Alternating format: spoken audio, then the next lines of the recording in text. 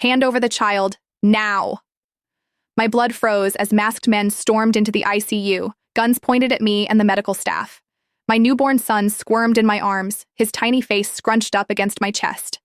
I clutched him tighter, my body curling protectively around his fragile form. I said, hand him over. One of the men stepped forward, his voice muffled behind a black balaclava. Please, I begged, tears streaming down my face. He's just a baby.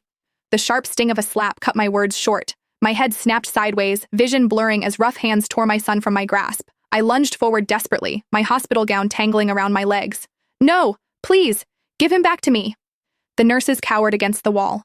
Where was security? Where was Callus? My husband should have been here hours ago when my water broke, but the CEO of Lumicore was unavailable. Now, after hours of labor, after finally holding my beautiful boy in my arms, these monsters had appeared from nowhere. What happened next will haunt me until my dying breath. One of the men laid my son on the bed and grabbed a pillow. My scream tore through the room as he pressed it over my baby's face. My baby's tiny limbs flailed against the white cotton, his movements growing weaker until they stopped. No! God, no!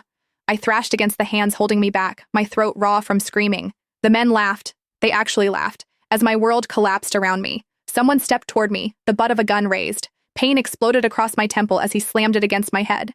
I didn't lose consciousness, though I wished I had. Instead, I lay still, eyes closed, as tears leaked from my eyes. Suddenly, a phone chimed. A video call. Greetings, boss. I've done as you ordered. That voice, that familiar, impossible voice. Callus? The man moved the phone, presumably showing the horrific scene. Excellent work. My husband's cool, controlled tone sliced through me like a blade. And Donna? She's unconscious. Perfect. Callus sounded pleased about the murder of his own child. Now all I have to do is gaslight her enough and she'll never be able to live without me. My heart shattered into a million pieces. The betrayal felt so overwhelming that I could barely process it. The father of my child and my husband of 5 years had ordered his own son's murder. Then another voice came through the phone. It was feminine, but very familiar. What are you doing, darling?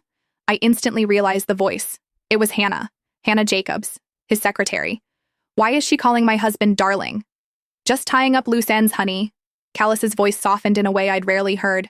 I've kept my promise. I told you that our son will be the only heir to Lumicore. I've killed that wretched bitch's child. For you. Our son?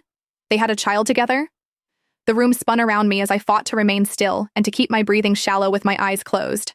5 years of marriage, and my husband was not only cheating, but had started another family with his secretary.